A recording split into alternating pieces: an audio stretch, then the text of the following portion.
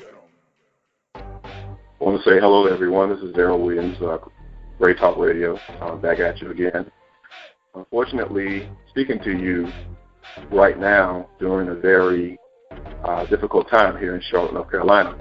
For those of you who've probably been under a rock or otherwise occupied or distracted, a man was executed in front of his family and in front of numerous witnesses here in the university area over by UNCC College. There are spurious media reports going around stating that this brother had a gun, and that's the normal narrative that we get when these police, these unjust, unprovoked, heinous, genocidal police shootings occur. The narrative is always he was threatening, he had a gun, et cetera, et cetera. And it's ironic that a man just recently in New York City and I believe New Jersey was alleged to have discharged a couple of bombs, was evading police, got involved in a police shootout with police, and when you see the media reports all over Facebook, he's lying in a stretcher. He was grazed on his arm in this shootout with, or this violent encounter with the police, but he's taken alive.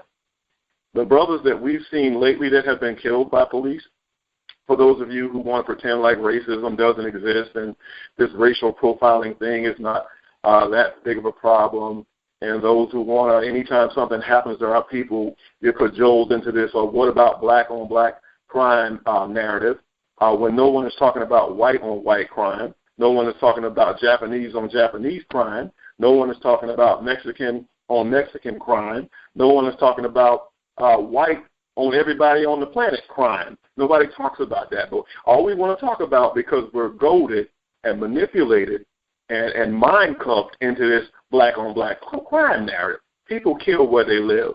If you're impoverished, if you're oppressed, if you never receive any type of justice or redress regarding situations that happen where you live, and you're frustrated and you're anxious and you're angry, you're going to lash out at the people that are close to you. So miss me with all this black-on-black. I heard this super cool football player now was on one of the sports talk shows yesterday, Ray Lewis, saying that these shootings are not racially motivated, and he trotted out the black-on-black crime propaganda. Shut up. Again, a man set off a bomb in New York City, which is supposed to be the heartbeat of the world, and was engaged in a shootout with police, and he's on a stretcher talking with the police officers. He lived. The brother that was just killed in Tulsa, Oklahoma, got his vehicle stalled in the middle of the road. He called for some type of roadside assistance to get he just left his first day of he's a 40-year-old man who has just attended his first day of college, was on his way home and his vehicle stalled. He called for roadside assistance. The cops show up with helicopters, 5 or 6 police officers. He's compliant. He has his hands in the air, and he's shot dead. Okay? Now, here in Charlotte, the brother was waiting for his kids to get off the bus. He's a father. He's being responsible. He's not bothering anybody. He's sitting in his car reading a book. Now I'm kind of traumatized because I go places in Charlotte. I'm single. I love to read. I love to do research. I love to study. I always have 4, 5, 6, 7 books with me. And people at my church have seen me over in the university area just sitting there reading a book. Okay, so this brother's sitting in his car waiting for his children to get home from school to retrieve them. The way any responsible father does. The police roll up on him. They order him out of the car. He's disabled. He's reading a book. He's not doing anything threatening. He's waiting on his children. He's a father, probably a husband, probably somebody's son, probably someone's uncle who's not doing anything. He's not bothering anybody. But the police roll up on him, order him out of the vehicle. He gets out. The book drops on the floor. He asks, what did I do? And they open fire on him and casually kill him. Y'all remember a couple of months ago, I think the last show we did, or the last broadcast, I talked about the Casual Killing Act of 1629, where it says in that law implicitly, or explicitly rather, that they could kill you for whatever reason, meaning the cops, and nothing's going to happen to them. And people seem to be surprised every time these public executions on video now about people occur, and nothing happens to these cops. They are empowered to casually kill our people. Okay, the man is gunned down. He's killed for no reason. For absolutely no reason. And there was a witness there. There's a video clip of her now that's not being shown in the mainstream media, Fox, CNN, NBC, ABC, all of the alphabet boys, as I call them. Not one of them is reporting what these eyewitnesses say they saw. The mainstream media is touting this nonsense about, number one, it being a black cop that killed him, number two, that he had a gun. All of the eyewitnesses, including the family members, have stated that he did not have a gun, that he was reading a book. One eyewitness specifically, she's very articulate, very intelligent, which is not what you normally find in the media when they report about our community. They find the dumbest, most ignorant, most despicable black person they can, and that's usually who's trotted out in front of the world as a witness to what occurred. This woman is highly intelligent, highly articulate. She stated explicitly that it was not a black cop that killed our brother. It was a white cop who was in plain clothes, who was bald-headed. She said that she saw the whole, witnessed the entire episode. She said that the police rolled up on him. He's sitting in his car, not bothering anyone. He gets out. The book falls to the ground. He has his hands in the air. And ironically, when I was at the scene of the crime the other night, when I first found out about it, I found out that my people were over there and they were outraged about what occurred. And I knew that televised vision and the media, the mainstream, white-dominated, white-controlled media, racist media, was not going to report the truth. So me, I like to, being someone who's privy to and has a penchant for research and fact-finding, I decided to go over there and stand with my people. And I asked around, and I got the same story. The book was in the car, not bothering anyone. Okay, I'm going to say that again. He was sitting in his car, this father, waiting on this black father. And I told y'all a few episodes ago, they make us out to be these demons, irresponsible, ne'er-do-wells when it comes to fatherhood and manhood. And I cited statistics from a national source that says most of black men aren't fathers. Number one, that's number one. I wish I had the information in front of me, and maybe I'll restate this information at another time so people can be clear about this. Most black men are good fathers, the ones that have children. Most black men don't even have children. Okay, that's what that information showed at that time. But this black man, let me get back on course here. This black man is sitting in his car, this black father, possibly an uncle, possibly a grandfather. He was 43 years old. He's sitting in his car, not bothering anyone. Police roll up on him and order him out of the car. Stop right there. He did not mouth off. He did not do anything illegal. He did not resist the police in any way. He gets out with his hands up. The book falls to the ground. He's got his hands up. He says, what did I do? And they open fire on him. Publicly execute him. And the narrative that we're getting from the media is the same. Oh, he must have been doing. See, they work very meticulously in this country to criminalize and demonize the image of black men. And Ida B. Wells Barnett, this just came to me, said in a quote from the 1800s, I believe. She said, inasmuch as the genocide and the lynchings that were going on during that era, they weren't on video, but everybody knew what it was. And this is what Ida B. Wells had to say about what were called the slave patrollers. We call them police today. She says those that commit the murders, they're the ones that write the reports. Ida B. Wells Barnett, our great journalistic ancestor, said those that commit the murders write the reports. It was the great Malcolm X, almost 100 years later, I believe, that said in a famous speech, he said that the KKK, some of them have traded in their sheets for police uniforms. And I have cited on this show, again, the Casual Killing Act of 1629. It's spelled out by law. That was a law. in this country, in as much as how African slaves and primarily black men were to be dealt with. 1629.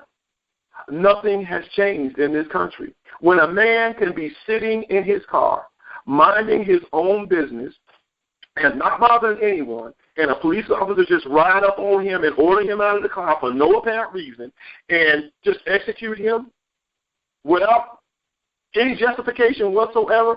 And those of us who've been following this and doing the research on this know what's going to happen. There's going to be a sham trial.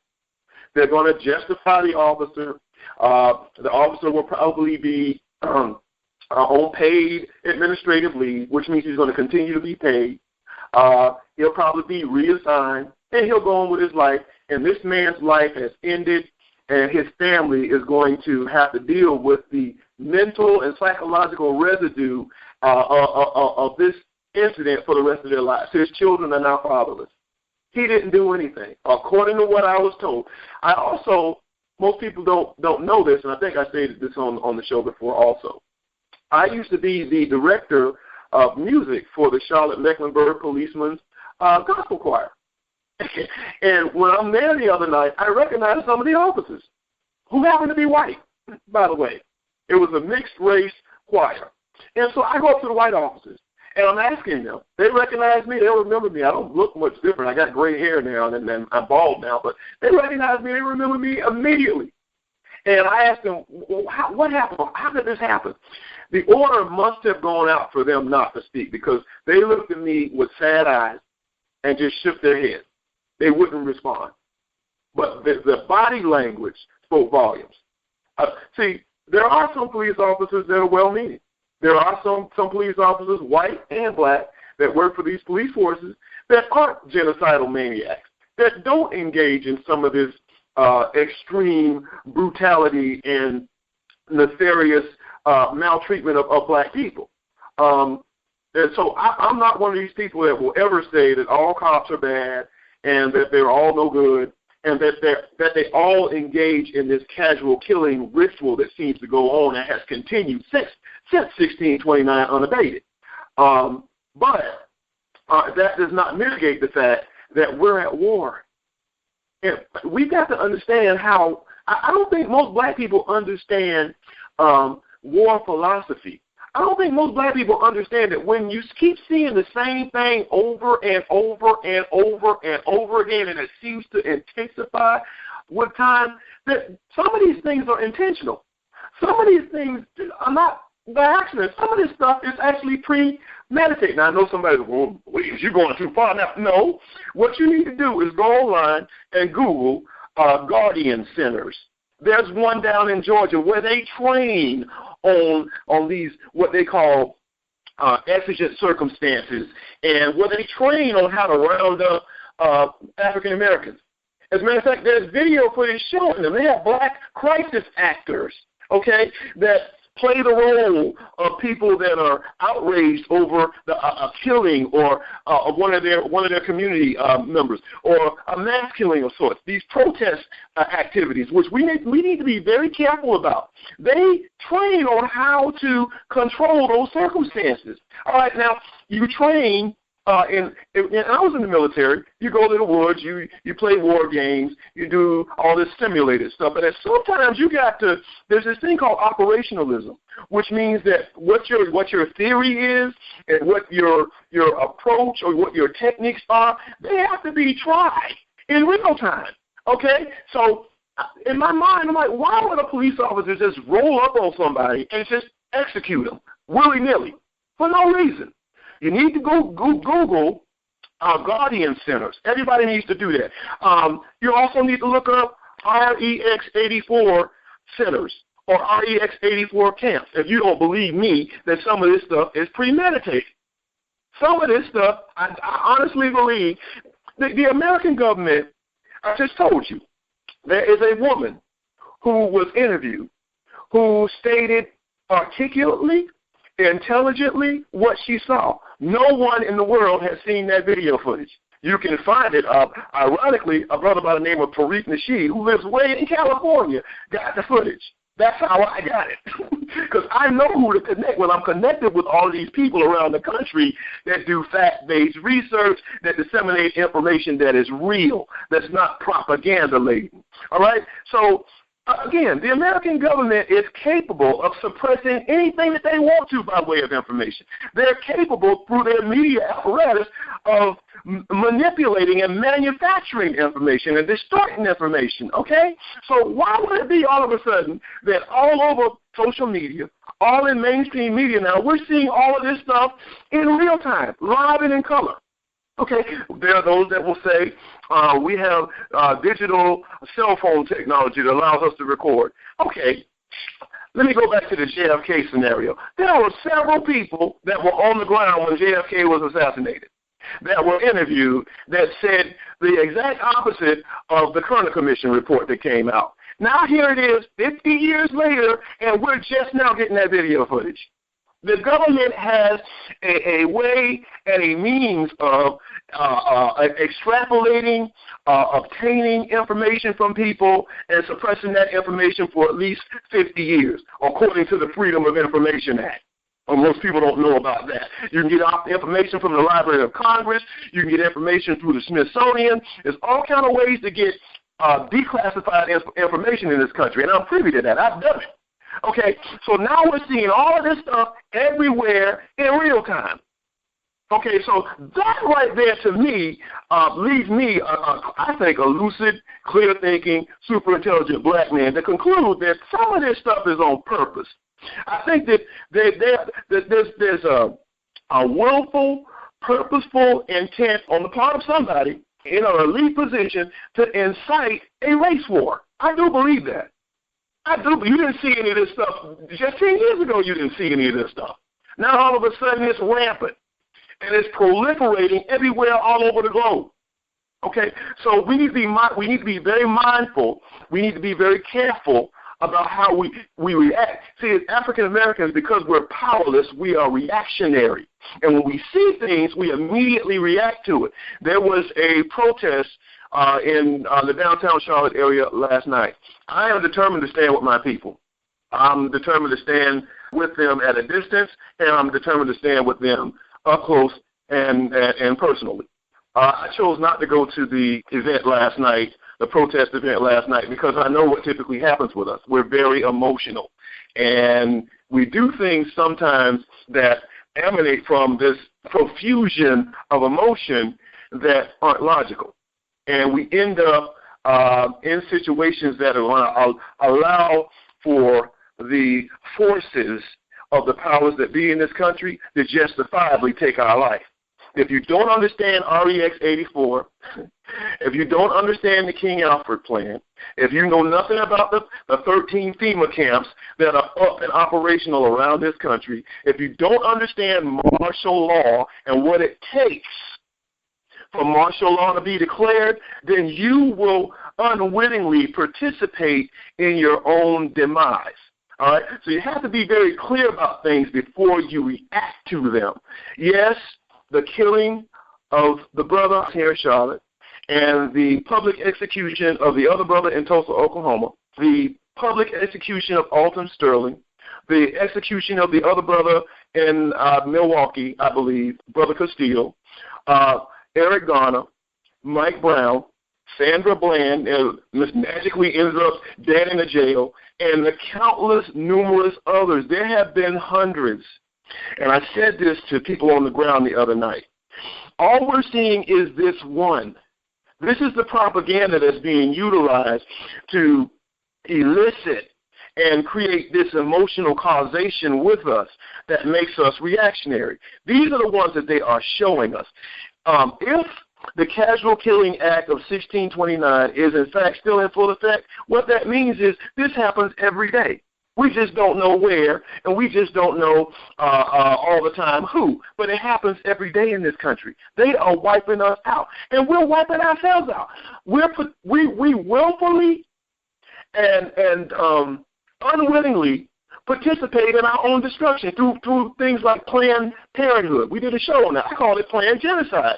We have black women going into these abortion clinics and using that as a form of birth control. The numbers reflect that over 30 million babies have been aborted in the black community. And who are those people being replaced with? You just heard that Barack Obama and the government is going to allow 150,000 Syrian refugees to come to this country. And the Hispanic population is growing and booming. And then you got the Mexican population that's growing and booming in this country. So now you have a cheaper labor force. All of these young black Americans going to college, paying hundreds and thousands of dollars to get master's and doctorate degrees, and there's no jobs. They're giving the jobs to these refugees. And these refugees can come into this country with nothing, open up and set up stores in the black community servicing black people. Okay, when the banks in this country will redline black and marginalize black people so we can't get loans, some of us don't know how to start businesses. Other people come here that can't even speak English, and in 2 years, they're doing better than in 2 years than we've done in 500. Something's wrong with that picture. So we're participating in our own destruction. Let's go back to abortion. I know I'm off target a little bit, but I'm going to bring this all home. When you abort 30 million babies, number one, you have what happens to those bodies? What happens to those fetuses? Anybody ever heard of stem cell research? That's where they're getting the stem cells from. The bodies of these fetuses that our people are aborting. You're killing your own children, and they're using your children's bodies for scientific research and for organ harvesting. 2 years ago, there was a woman on YouTube who was a high-ranking person for Planned Genocide, Planned Parenthood, sitting at a dinner table drinking wine, and this undercover person posted this video. I think they're taking it down now, where she's sitting there casually talking. I told y'all, casual killing. Casually talking about selling the bodies, the dead bodies of our babies. So that organs could be harvested from these fetuses. And then you have black people turning up missing all over the country. Dick Gregory and other people have talked about organ trafficking. There have been several clandestine scenarios in this country, media reports about black people being killed and missing, then their bodies turn up and all the organs are gone. This is happening all over the country and all over the world. Okay, so we have to think. What I would encourage people to do, I'm going to end this way. The casual killing is not going to stop, whether it's by means of the police force or other force. It's not going to stop. This is a part of the American way of life. You got people mad about Colin Kaepernick and a bunch of athletes who most of them really don't care nothing about the black community once they sign those contracts. That's a whole other discussion. Most of them are race traitors. They could care less about these brothers being shot down the street, most of them. All they care about is that check. And again, I kind of understand that. When you're an oppressed people and you have limited options, and someone says to you, I'm going to pay you $2 million to run with a ball and jump and not use your brains, okay, for anything other than somehow embellishing or enhancing upon your athletic ability. That's the only thing we want you to concern yourself with. You're not a spokesman for the black race. You're not to be concerned about your people being slaughtered and massacred on TV. And that's how most of these athletes think. Okay? But most of them, once they start making that money and they're able to provide, 5 or 6 cars for themselves and a mansion with 50 rooms in it and all this nonsense, which the statistics show that 5 years after their playing careers are over, most of them are broke and right back in the hood, pumping gas or working as a telemarketer, after making $150 million. Now, that is a disgrace in and of itself. Again, but these people are not political leaders. They don't understand the sociology of America. Most of them can't even balance a checkbook. Okay? We have to think. Let me just wrap this thing up. We have to really, really think. What I would advocate in closing out this soliloquy, monologue, whatever you want to call it, I'm angry. Me personally, I'm getting sick and tired of being sick and tired of seeing our people slaughtered. And I got to say this, the church community. We got to do more than have town hall meetings and prayer services. That's what almost drove me out of the Christian religion back in 1990. when I was in Boston. See, I keep saying this is not new. I was in Boston in 1990. I was a young youth minister at a church, and I watched countless young black males just being slaughtered. It seemed like every week I was playing at a funeral or attending a funeral, and a lot of these children I knew. Some of them went to the very church where I was serving at, and I was very disgruntled and very even mortified at the fact that while this was going on, we weren't doing anything. No one was doing anything other than praying and having altar calls at the funerals, which I thought was, stop there. That just incensed me. So I went to my pastor and I said, well, is this all we're going to do? Okay, I'm a warrior. I was in the military. You're not supposed to get on your knees and watch your people or your community just be decimated. So I'm looking for a plan of action, some type of strategy. And the church community had none. So that's when I got involved. I started going in the worst communities in Boston, riding around with bullets flying. I did it when I was in the military, so I was used to it. So bullets flying didn't bother me. And I did whatever I could to save the children that went to my church and any child that they were directly connected with. It was mostly African-American males. I got involved. So that's just me. That's what called me. That's the spirit on the inside of me that made me drive over the Old Concord Road the other night. So nothing has changed with me either. I'm a warrior. What I would say to everyone out there is don't be a reactionary. I know you're angry. I'm angry. I know we're tired. I know we're tired of the buck-dancing, bojangling, shuffling, jiving Negroes that come out as apologists for these race soldier Neanderthals. Not all of them, but the ones that keep doing this. And we all know, again, it's going to be a sham trial. They're going to play on the emotions of the people. They're going to make promises, and we're going to sing Kumbaya, and we shall overcome. We're going to meet with the police chief. We're going to investigate, and then 6 months from now, just like what just happened with Freddie Gray, everybody saw the boy's body was broken in half when they threw him in that paddy wagon. Nothing happened. It's called the casual killing of slaves. I know y'all think y'all free today, but what do we own? What do we control in this country? All we got is a black president who ain't gave two damns about us in the 8 years that he's been in that office. He's done more for the gay community and everybody else. Now he's talking about his legacy, and we got to vote for Hillary Clinton to preserve his legacy. Hillary Clinton supported Margaret Sanger. Margaret Sanger was the founder, along with Procter & Gamble and some of these other medical companies that y'all get y'all drugs from. They were the ones that founded Planned Parenthood, what I call planned genocide, where over 30 million black babies have been aborted. Figure that one out. This is who your president wants y'all to vote for. Okay, so the casual killing, because abortion is a casual killing. You go in there, casually lay on that table, they do whatever they do to you, they extrapolate that fetus, you casually get up and walk out. I said I wasn't going to go there, but I'm angry.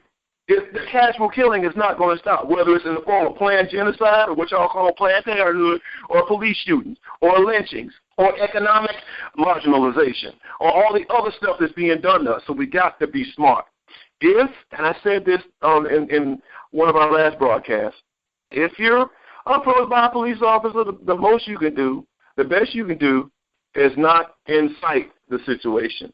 If he asks you for your information, and ironically, Malcolm X said the same thing in the 50s.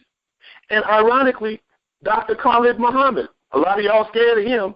I have video footage of him saying the same thing in the early 2000s. We are behind enemy lines. They're hunting us down like these guys that go over to Africa on the safaris that you see posting these pictures on social media that are shooting down lions and giraffes and elephants and everything else. It's called casual killing. And nothing happens to them when they go to Africa and kill off all the animals. And apparently they think they're killing animals over here too. And we are the prey. So what you got to do is try to be smart. I told the story about how I was stopped one night. A young lady asked me to come pick her up from the airport, a friend of mine, because she wanted to get home to her children. The eldest child was about to go to work. She didn't want the child to be there by herself, and the people that were coming to pick her up, they were arriving much later than anticipated. She called me. I pick her up. I take her home. I take all of her luggage in the house, like a man does. I wasn't her man or anything like that, but I was the man while I was in that house, and while transporting her, conveying her back to her house to be with her kids. I made sure they were safe. made sure, and I get in my car and I drive down to the end of the street. A police officer passed me by. It's like 12 o'clock at night. He passes by me. I'm sitting there. I wait. My seatbelt is on. I'm not playing loud music. I'm not driving erratically. I don't do drugs. I'm not intoxicated. He pulls up, makes a right-hand turn, and waits for me to pass him. He gets behind me, turns on his blue lights immediately. I hadn't done anything, all right? I stop my vehicle, comes up to my car. I'm driving a Mercedes. Okay, that seems to be against the law in this country, too. But anyway, I'm driving a Mercedes. My car, paid for, cash. I owned it. Had the title in the glove box. Asked me, is this your car? First thing out of his mouth. I said, yeah, my car. They had me get out of the car. But before he asked me to get out of the car, he asked me for my information. I gave it to him. He went back to his car. Now, I didn't ask him what I did. I just complied. I gave me information. Two other police cars show up. Now, we're in, I'm not going to say the name of the town, but we're in the dark. There's no street lights anywhere. These blue lights are flashing. I'm sitting in the car with my hands on the wheel. Still, I want them to see if my hands were visible. They come up. We need you to step out of the car. I said, okay. I step out of the car very slowly. Made sure my hands were in sight. Is this your car? I said, yeah. I said, I told you that the title is in the glove box, a copy of the title. So he goes in the glove box. There it is. You mind if we search the car? Now, part of me wanted to say, okay, what did I do? I said, go ahead. Well, we're going to have to put you in handcuffs while we search the car. I said, okay. I put my hands behind my back. They put the handcuffs on me so tight it restricted the blood flow to my head. I could feel my hands tingling. And I started to say something. I didn't say anything. They searched the car. They talked amongst themselves, came back. Now, we're in the middle of nowhere in the dark. Now, had I been, reactionary, angry, I know my rights, and all that, some jokers could have shot me and killed me and planted a gun on me like they always do. He's got a gun, or I'm 240 pounds, muscular, or he was threatening. Like, what did the guy say when the woman shot and this guy turned out to be the husband was in the helicopter. He's in the helicopter, and the brother's walking to this is in Tulsa, Oklahoma, 2 days ago. He's walking to his vehicle, and the police officer, who happens to be the husband of the person that shot the guy, he looks like a bad dude. Now, how in the world are you going to know that you in the helicopter 500 feet above the ground, and the man is walking with his hands up? He's a bad dude. No, what he meant was he's black. Okay, so here I am, 240 pounds. I guess I'm a bad dude, too. With my hands behind my back, they're searching my car. What do you do for a living? I said, well, I'm a musician, and I had music all over the car. When they couldn't find anything, they unhooked me, handed me back my information, and said, have a good night. Now, that's harassment, but I lived. And I was speaking to a group of people last night. I told them, I said, that could have easily been me 2 years ago, right here in Charlotte, North Carolina, with my hands up. I was on a dark alley with no lights, with no lighting, no witnesses, no one, in the middle of nowhere. Okay? So what I would say is, the Bible says it this way. It says, finally, my brethren, be strong in the Lord and in the power of his might. Oh, now how does that apply to this? It's going to take a lot of courage and a lot of strength to do two things when you encounter situations like this. If you're encroached upon by a potential predator in a police uniform, you have to be very careful what you say. Don't make any sudden movements. Just comply. The goal objective is to live. Our children and our wives, our mothers, our aunts, our daughters, our sons, they need their fathers. They need their uncles. They need their grandfathers. They need their community leaders. They need their mentors. And they need their male, masculine role models. They need us alive. Memories are good. That's great. But they need us alive so that we can literally, live and in living color, role model for them and teach them. So we have to be strong enough to be wise enough to try to survive. And then the other thing we're going to have to do, since we're at war, there has to be some type of strategy that someone develops. I have one, personally. And we need to organize. All of this willy-nilly and this division stuff, especially in the church community, We don't want to fraternize and strategize with someone just because they're members of the Nation of Islam. So if your house is burning and on fire and you're a Christian and the Nation of Islam member shows up with water to douse that fire, you're going to tell him to go away and let your house burn down because of your religious affiliation? Malcolm X said it this way.